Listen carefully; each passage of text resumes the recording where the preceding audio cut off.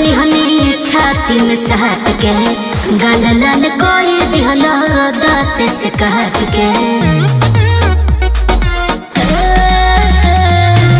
लाल लाल ओठ तोहार लागता गजरा।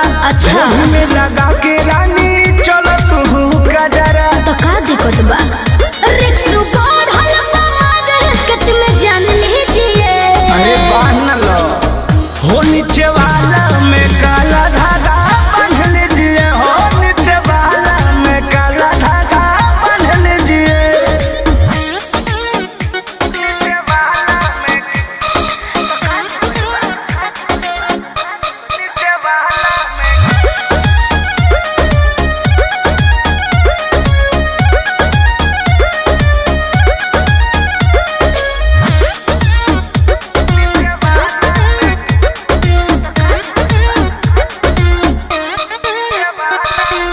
कृष्णा बेदर्दी पर मुझ के भिलेली ऐसे अकेले रहुआ रिक्स जन खेली हर बर्बाद हो जाए।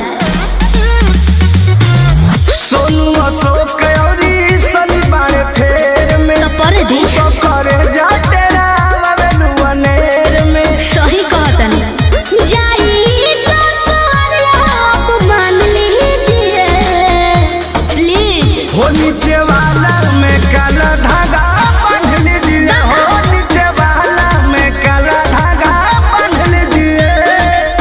चलतनी पढ़े हम तोहरा जोरे केहू के सोचा नहीं जारी ले डोरे कुछ होई तो गाली तुमके जान लीजिए।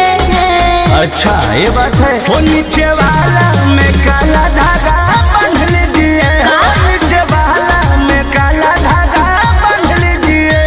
बालो बालो